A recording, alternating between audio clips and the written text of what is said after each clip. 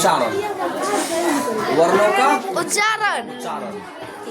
होता क्या है कि हम लोग सब कुछ मुंह से ही बोलते हैं, हम लोग सब कुछ मुंह से ही बोलते हैं ना, लेकिन मुख के अंदर जो सब अंग है उस किसी किसी अक्षर में कंठ की सहायता ज्यादा लेते हैं, किसी किसी अक्षर में ओष्ठ की सहायता अधिक लेते हैं, किसी किसी अक्षर के उच्चारण में तालु की सहायता अधिक लेते हैं, किसी किसी अक्षर में क्या होता है कि जब तक जीभ दांत में नहीं सटेगा तब तक उस अक्षर का शुद्ध उच्चारण होगा ही नहीं। तो जिस अंग की सहायता लेते हैं उस अंग को वैसा वैसा नाम दिया गया है। अब जैसे देखो पफो पढ़ो, पफो, इसमें ठोड़ को मत हिलाओ, ओष्ठ को मत हिलाओ, होगा बिना ओष्ठ हिले हुए पफो पढ़ा जाएगा। बोल तो रहे हैं सब कुछ मुंह से ही, लेकिन ओष्ठ जब तक नहीं हिलेगा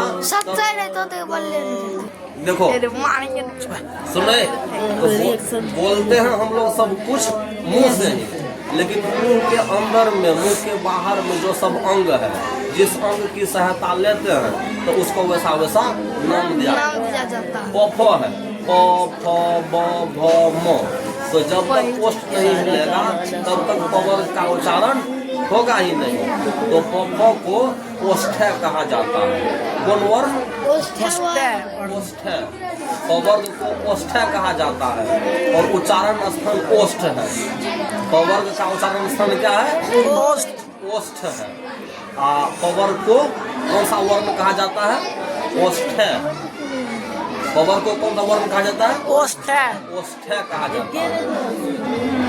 अब जैसे तथो पढ़ो, रे तथो पढ़ो, तो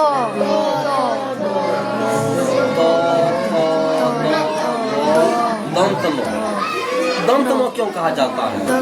समझो, दांत से बोला जाता है। जब तक जीभ दांत में नहीं सटेगा, दांत से नहीं टकराएगा, तब तक तो थो दो धो दंत नो बढ़िया से पढ़ ही नहीं पाएंगे, बढ़िया से बोल ही नहीं पाएंगे। जब तक जीभ दांत में सटता है, बोलो तो दांत में सटा है सर, सटता है ना। जब तक जीभ दांत में सटेगा नहीं तब तक जो है तो द ध का उच्चारण सही से होगा ही नहीं। इसलिए तो को कवर्ग को दंत कहा जाता है। कवर्ग को क्या कहा जाता है? दंत। ये उच्चारण स्थान हो गया दंत, तवर का नाम हो गया दंत। तवर का नाम हो गया क्या नाम हुआ? दंत। उच्चारण स्थान दंत। अब एक बार बोलो चौ पढ़ो,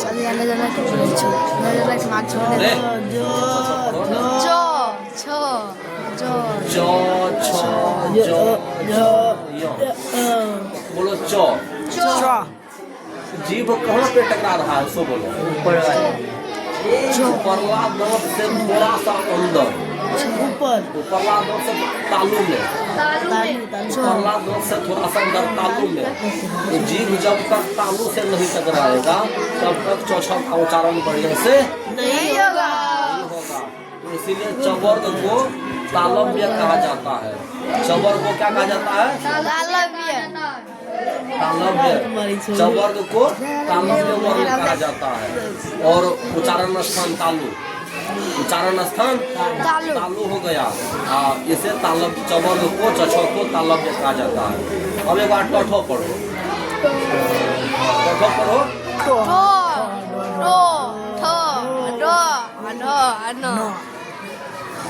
तो हो।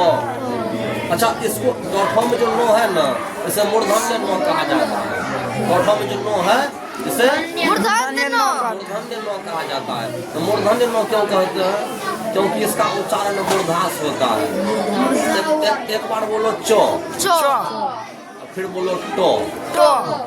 अब महसूस ये करो कि चौ जब बोले तब जीभ कहाँ पे टकराए, और जब तो बोले तब जीभ कहाँ पे टकराए।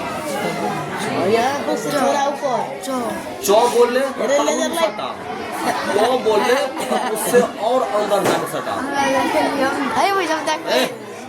तो जब बोले तो जीभ जो है ना जहाँ पर चौ में सटा था उससे और अंदर जा करके सटा। तो जहाँ पे जीव सटता है तो बोलने में उस अंग को मूर्धा कहते हैं। उस अंग को क्या कहते हैं? मुर्दा। क्या कहते हैं? तो कवर्ग में जो न है ना, इसीलिए उसको मूर्धन्य न कहते हैं। क्या कहते हैं? मूर्धन्य न। मूर्धन्य न कहते हैं क्योंकि उसका उच्चारण मूर्धा से होता है। ये तालु से अंदर का जो भाग है ना, उसे मूर्धा कहते हैं। तो टवर्ग को कहते हैं मूर्धन्य। वर्ण का नाम हो गया मूर्धन्य, उच्चारण स्थान हो गया मूर्धा। उच्चारण स्थान हो गया मूर्धा। मूर्धा। ये वर्ण हो गया मूर्धन्य। च हो गया, ट हो गया, थ हो गया, प हो गया। अब एक बार क ख पढ़ो।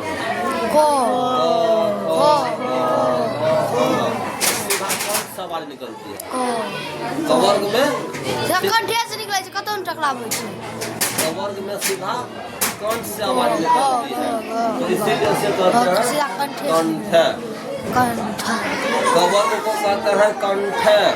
कवर्ग को क्या कहते हैं? कंठ। कंठ। उसके बाद ये आ जो है, ये रोल वो जो है, ये सभी जो है मिली जुली सरकार है। री ए ये सब जो है मिली जुली सरकार है।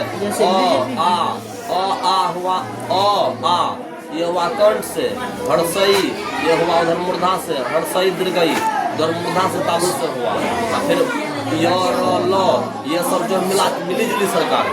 मिली जुली सरकार बीजेपी जैसे।